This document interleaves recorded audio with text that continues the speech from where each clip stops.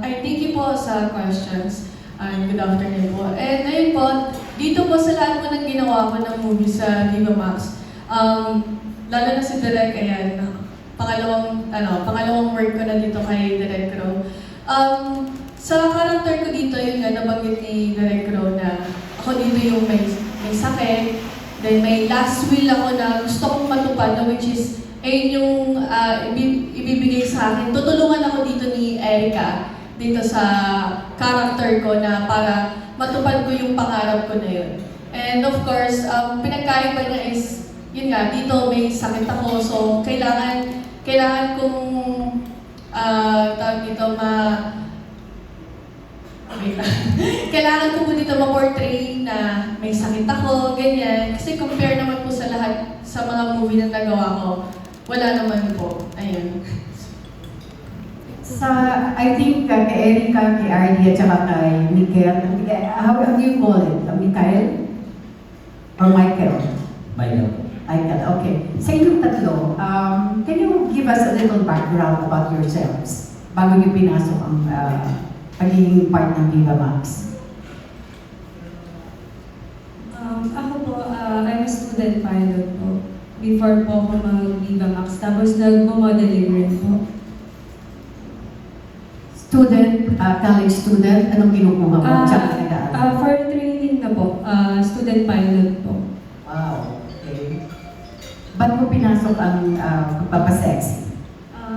Childhood dream ko po talaga ang mag-artista. Matipid si Erica. Okay, si Ardy. Ardy, give us a little background about yourself. Yun din po, same po, model din po before. Nagsimula po ako sa car show. Ang work ko po dito is nagbibigay ako ng mga models. And then, one time, may nakadiscover sa akin na photographer na what if i-photoshoot na ako. And then after nun, sa GMA and then sa ABS, nakapag-shoot na rin ng mga teleserye.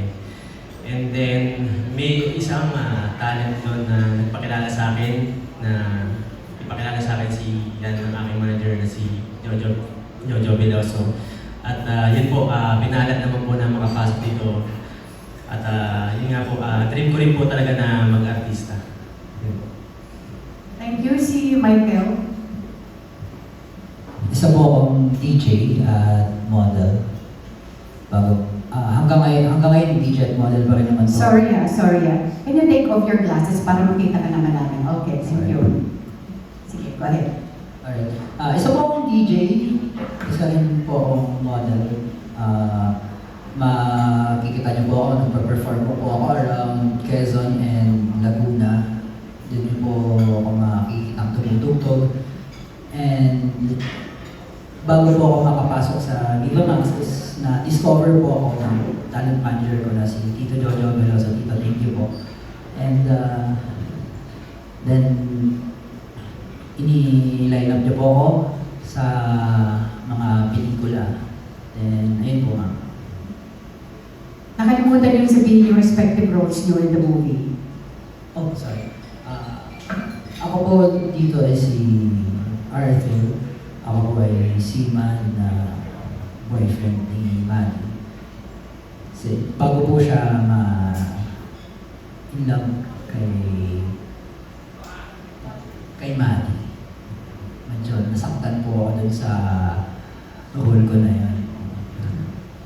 Balikan ko lang for my last question. Balikan ko na lang siguro si Ardy at saka si Erica. Anong role nyo in the movie? Ako po dito si Maddie. So, ako po yung best friend ni Ro, which is si Therese. Ako po yung tutulong sa kanya para matupad po yung mga sexual fantasies niya. Ako po dito si Aris. At dalawa po yung makakapartner ko dito, which is si Erica and then ang role ko dito is napakadali lang naman, isang fuckboy lang. So, dito lang naman sa movie, in real life, lover boy tayo. Thank you and good luck on your movie. Thank you. Thank you. That was Ms. Esther Moyo of People's Journal, TikTok, and Inside Showbiz. Up next, we have Ms. Leigh Saltaria of Philstar, People's Journal, and ABS-CBN Entertainment. afternoon, Direk. Direk, did you write the script of this film also?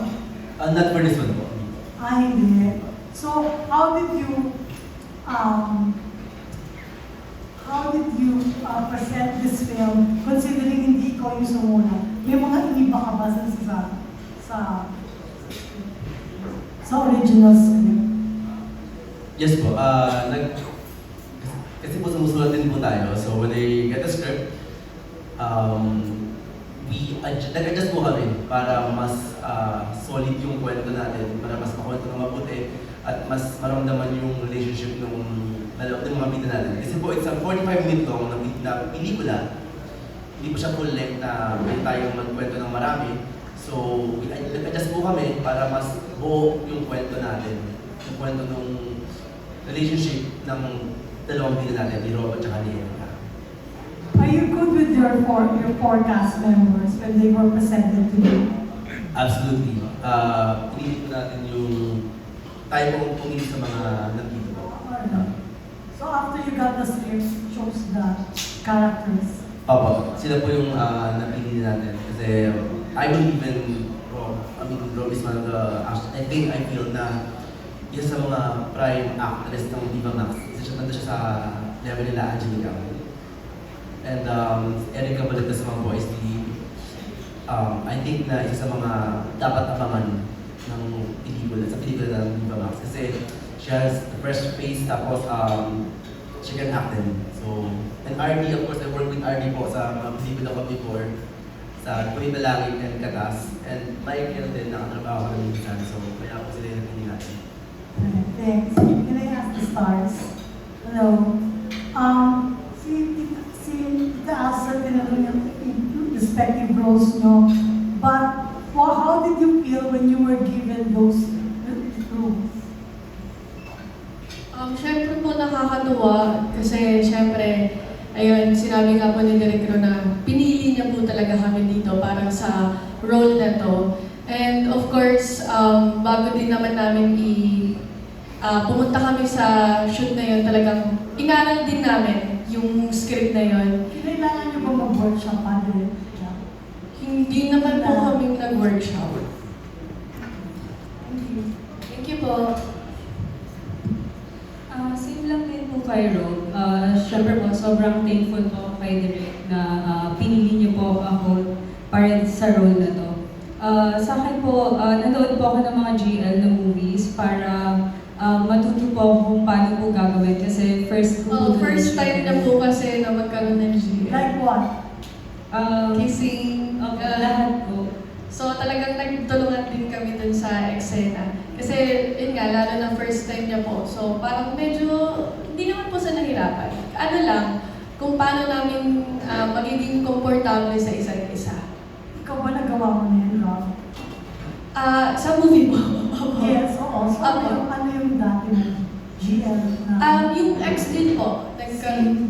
Sa X-Deal 2, nagkaroon din po ako ng mga GL. Tsaka sa mga ibang films din naman po. So it's not new Um, anymore. Kaya hinal ko din po dun si Erika. Thanks, Erica. Yes. Yung same lang din po, sobrang blessed. Siyempre, sa dami ng pagpipilian na artist, isa kami sa napili ni Direk Ro. Sobrang nagpapasalamat. Lalo na, siyempre, hindi, kumbaga, siya yung tawid eh. Sa dami namin pwedeng pagpilian. Ito na yung pangatlong movie na ginawa ko kay Direk Ro at first movie din. So, sobrang nagpapasalamat ako kay Direk Ro. So, kaya mas gagalingan ko ako. Yes. Michael? Yes po. I felt happy po kasi para sa akin isa po itong oportunidad para maipakita ang talent ko sa acting. And syempre napakasaya ko kasi isa po ako sa mga napili na casts. And natuwa po ako dahil maganda po yung nabigay sa akin na character. So ayun po nga. Thank you po. Sorry, last question na lang.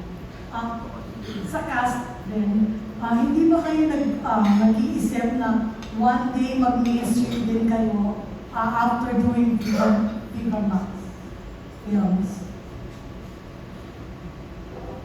Yes, oo naman po. Nagdi-dream din naman po kami na mapabilang din sa mainstream. Yun nga po, bali ito po, Viva Max is stepping stone lang din naman po namin to. Pero syempre, yung puso ko nandito pa rin sa Viva Max. Kung mabigyan ako ng pagkakataon na papasok yung mainstream, mas okay po para sa amin. And ayun po. Actually, Rob is doing mainstream. Rob and Angelica. Yes Meron po. silang pelikulang dapat abangan na directed by magaling ang director natin si Derek Roman Perez. Sanihan po lalabas yun. Abangan niyo.